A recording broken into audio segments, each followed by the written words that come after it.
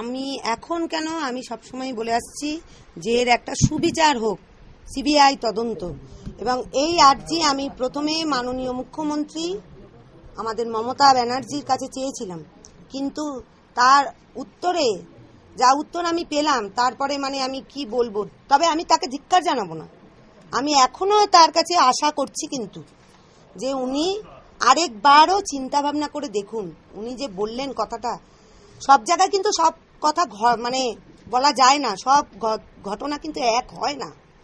উনি কিন্তু এক রকম ভাবেই বলবো এটা ভাঙা রেকর্ড বাজানো হয়েছে, হ্যাঁ, জাস্ট ফর অ্যাক্সিডেন্ট, আর কিছু না, তুচ্ছ ঘটনা।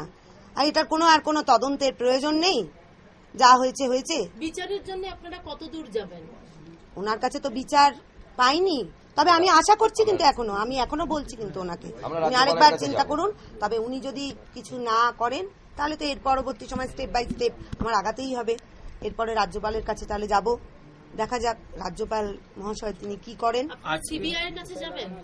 হ্যাঁ, তা তো যেতেই হবে। রাজ্যপালের থেকে উনি যেইভাবে, দেখুন আমরা খুব চাপোষা করেন মানুষ, আমরা এইসব নিয়ে কোনোদিন আমার অভিজ্ঞতাও ছিল না, কোনো কিছু জানিও না।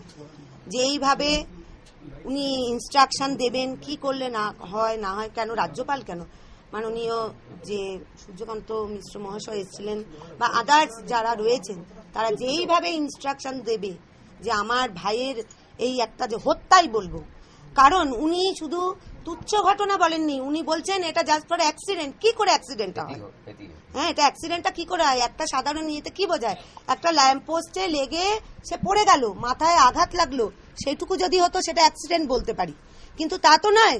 তার মুখের সামনে যত পেরেছে লাঠি, তার যে করেছে পুলিশ, সে বল প্রয়োগ করেছে। অ্যাক্সিডেন্টটা হওয়ার পর, ল্যাম্পপোস্টে লাগার পরে, হ্যাঁ, সে যতই অন্যায় করুক, তাকে তুলে নিয়ে হসপিটালে নিয়ে যেতে পারত সুস্থ করে, তারপরে সে যেই আন্দোলনে নেমেছিল তার জন্য শাস্তি দিতে পারত।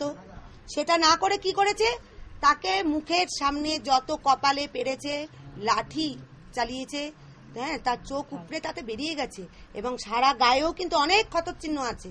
তা সেগুলো কি এইরকম অ্যাক্সিডেন্টে হয় নাকি? অ্যাক্সিডেন্টে শুধু ল্যাম্প পোস্টে লাগতে পারে।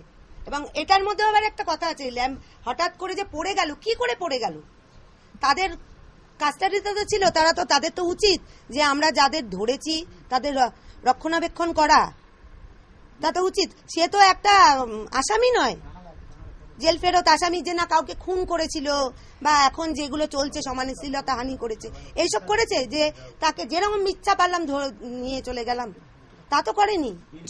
কি বললেন? আমরা রাজ্যপালে যাওয়ার কথাই বলেছি, রাজ্যপালের কাছে দেখা করব, যে দেখুন দিদির কাছে কোনো আমরা এটা জাস্টিফাই পেলাম না। হ্যাঁ, পাবো না বলবো না, আমি কিন্তু বলবো।